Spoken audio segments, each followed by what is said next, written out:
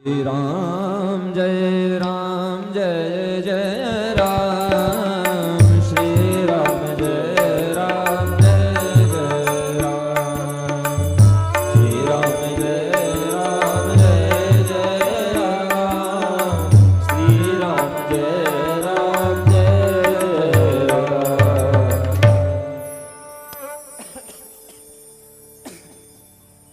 इसी प्रकार से श्री सुखदेव मुनि कहते हैं, राजन जैसे धोबी घाट होता है ना, तो गंदे कपड़ों की सफाई कराई जाती है, उसी प्रकार से भगवान ने नरक की स्थापना की है कि भैया संसार में यहाँ करके जो कपड़ा गंदा हो गया है, कपड़ा यानी जो ये शरीर है, इससे जो कर्म हमने किया है अच्छा या बुरा, अच्छे कर्म करेंगे तो धर्मराज आपको लेकर के जाएंगे, बुरे कर्म करेंगे तो यमराज आपको कहाँ ले जाएंगे?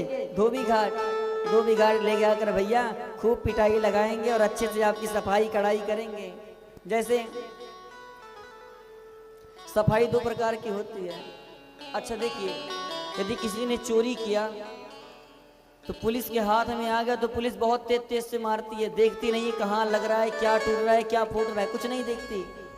लेकिन एक गलती बालक भी करता है तो माँ क्या करती है? मारती है, छपकी लेकर के, डंडे लेकर के मारती है। लेकिन उसे ये याद होता है कि ये मेरा ही पुत्र है, यदि अंग प्रत्यंग हो गया, कहीं अलग लग गया तो दवा भी मुझे करानी है। मारती है लेकिन देख करके मारती है।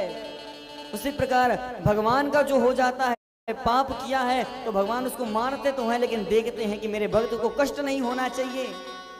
इसी प्रकार से, क्योंकि भैया ये जो शरीर है ना, ये गंदा हो चुका है, इसको साफ करने के लिए भगवान इस व्यवस्था को स्थापित किए हैं, इस व्यवस्था को स्थापित किए हैं। तो इसको राम नाम रूपी साबुन से जो तन है इसे धुलना पड़ेगा। जैसे निरमा लगा करके, साबुन लगा करके कपड़े को धुला जाता है, उसी प्रकार यह जो शरीर है, जो हम कर्म कर चुके हैं, इस पाप को नष्ट करने के लिए राम नाम रूपी साबुन से इसको धुलना पड़ेगा।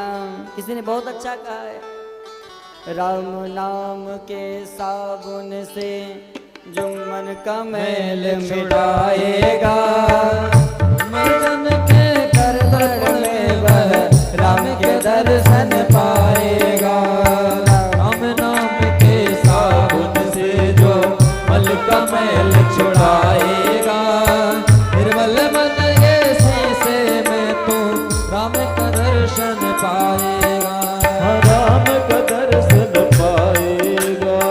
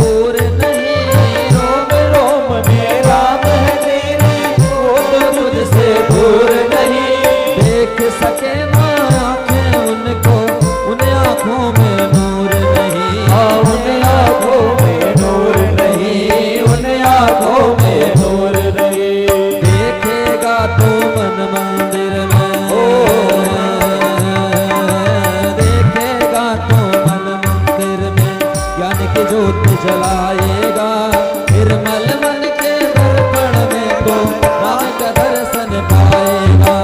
राम नाम के साबुन से जो मन का मैल छुड़ाएगा, निर्मल मन के शीशे में तो राम के दर्शन पाएगा।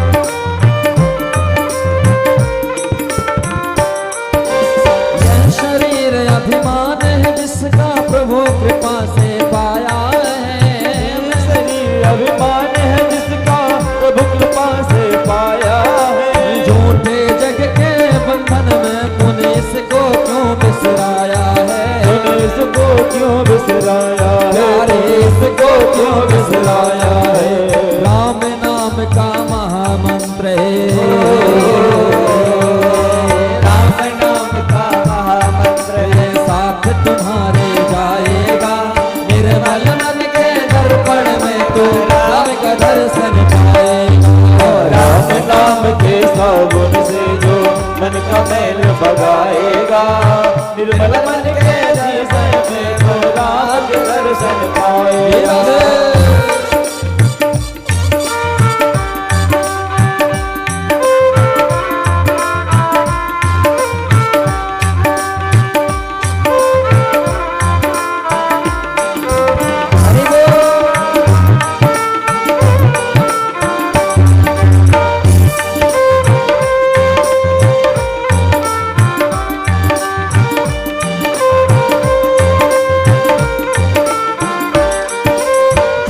कपट निंदा को त्यागो, हर एक से तुम प्यार करो। झूठ कपट निंदा को त्यागो, हर एक से तुम प्यार करो। घर आए मेहमान की सेवा से ना तुम इनकार करो। इनकार करो, से ना तुम इनकार करो। पता नहीं प्यार तू कब, पता नहीं प्यार तू कब नारायण मिल जाएगा। पता नहीं प्यार तू कब नारायण मिल जाएगा। निर्मल मन के दर्शन पाएगा। निर्मल मन के दर्पण में श्री राम के दर्शन पाएगा। राम नाम के साबुन से जो मन का मैल छुड़ाएगा। राम नाम के साबुन से जो मन का मैल छुड़ाएगा। निर्मल मन के दर्पण में तो राम दर्शन पाएगा। निर्मल मन के दर्पण में श्री राम दर्शन पाएगा।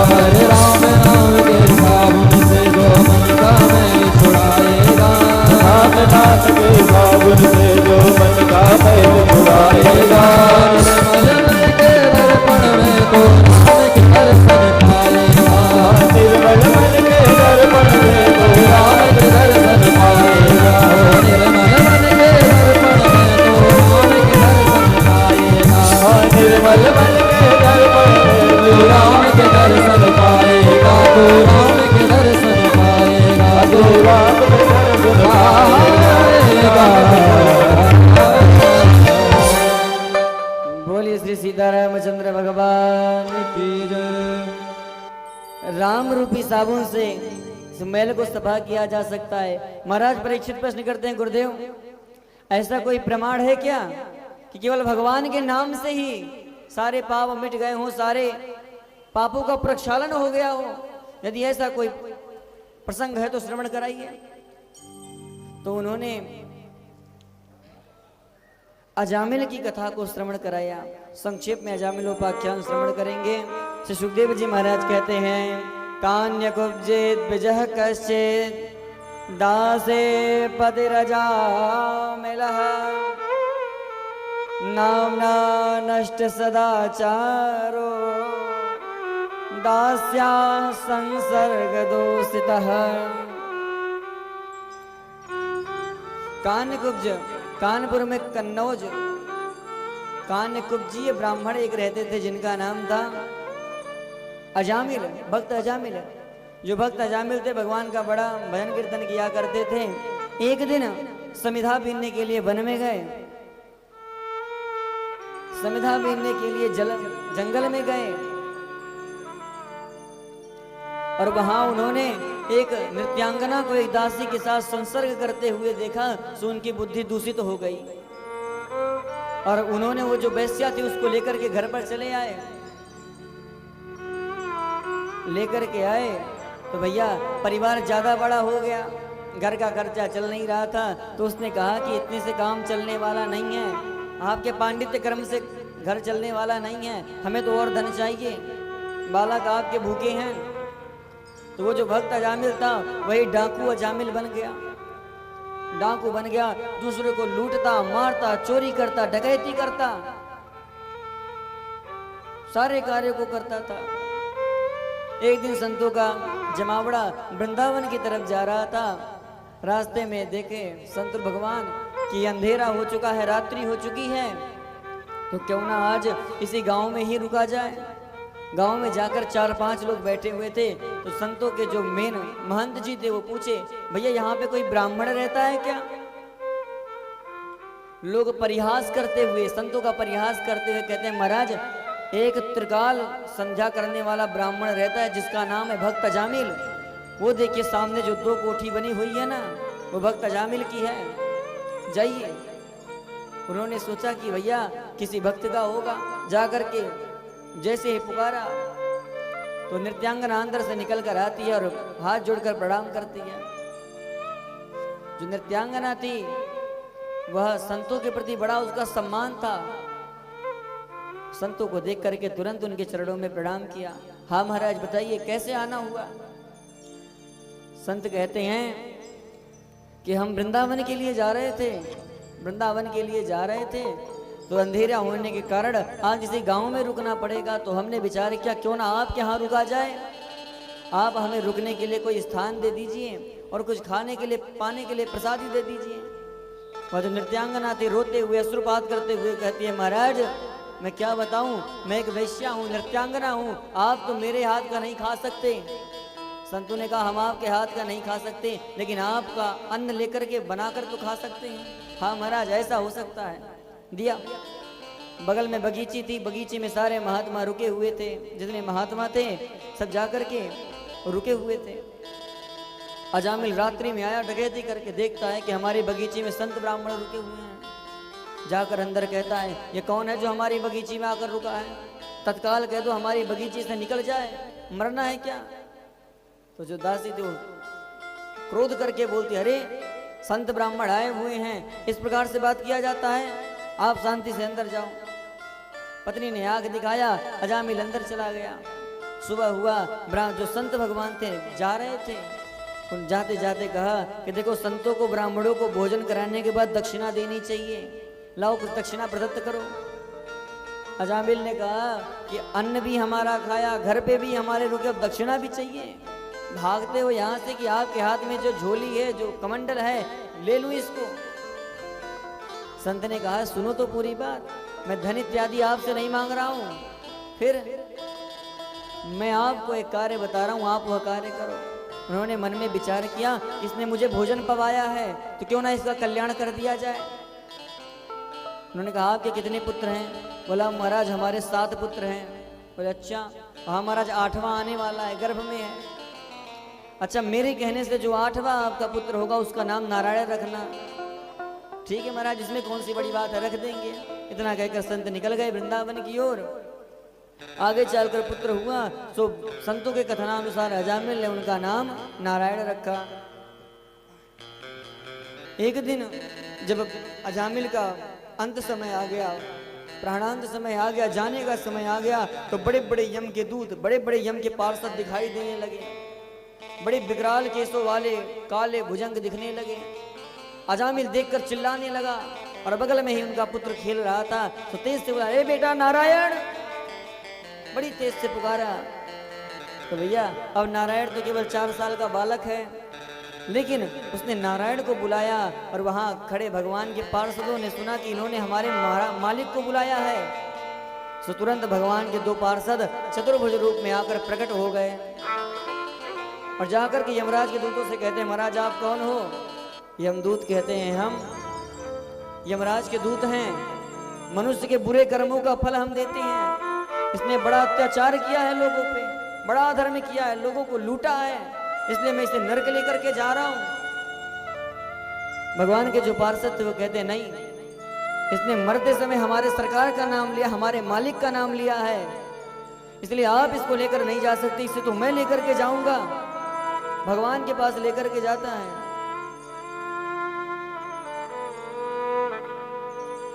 जो भगवान के पार्षद थे वो कहते हैं आप यमराज के दूत हो, इसका कोई प्रमाण है?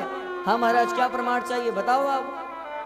भगवान के पार्षद कहते हैं कि धर्म और अधर्म क्या है, तब धर्म की परिभाषा बताओ। तब जो यमराज के दूत थे वो क्या कहते हैं? वेद प्रणहितो धर्मो अधर्म तद्विपर्ययः वेदो नारायणः साक्षात् स्वयंभूरिति सुश्रमा। वेदों ने जिन कर्मों का विधान किया है वे धर्म है और जिनका निषेध किया है वही अधर्म है। इस प्रकार से बड़ा बखान किया।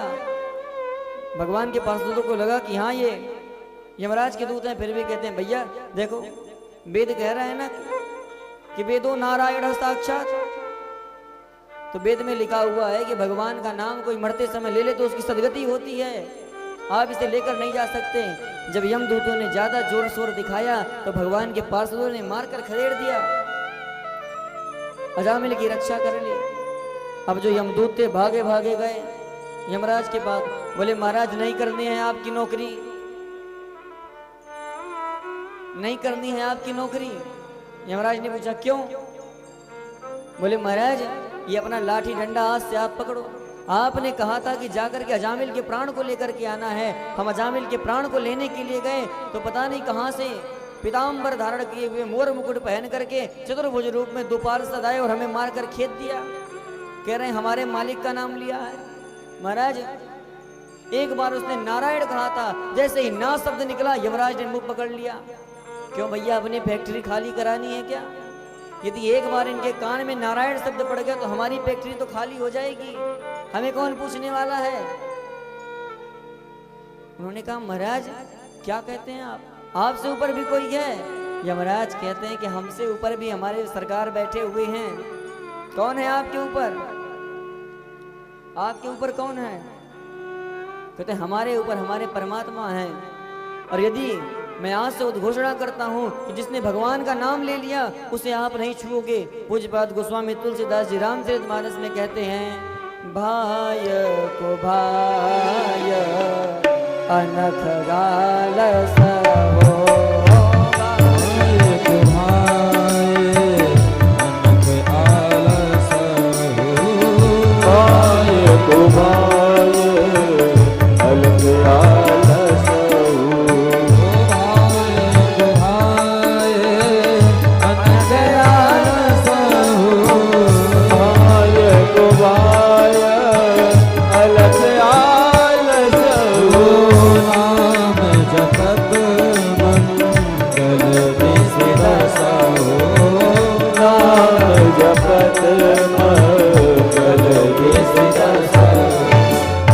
गोस्वामी जी कहते हैं भाय कुभाय अनख गाल सहु नाम जपत मंगल दिसित सहु।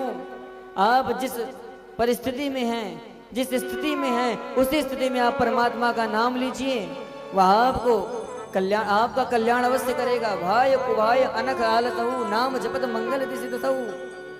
किसी भी एनक किनक प्रकारेण आप भगवान का नाम लें, आपको उसका फल अवश्य प्राप्त होगा। इस प्रकार से समझाया और कहते हैं कि हमसे ऊपर भी हमारे महाराज हैं और उनको जानने वाला बहुत कम है। कौन? हम लोग परमात्मा को जानते हैं या मानते हैं? क्यों भाई ये बताइए, हम लोग परमात्मा को मानते हैं या जानते हैं?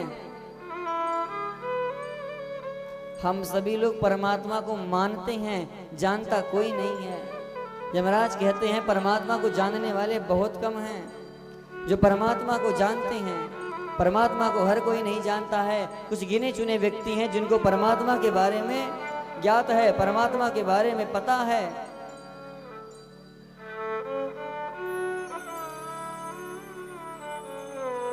कुछ लोग हैं जिन्हें केवल भगवान के बारे में पता है, हर किसी को पता नहीं है।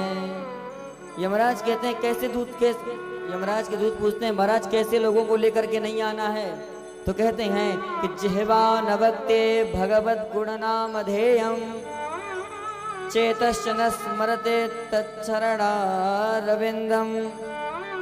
कृष्णाय नो नमदय चिरये कदापि तानानयद्वरमसतो कृत विष्णु कृत्या।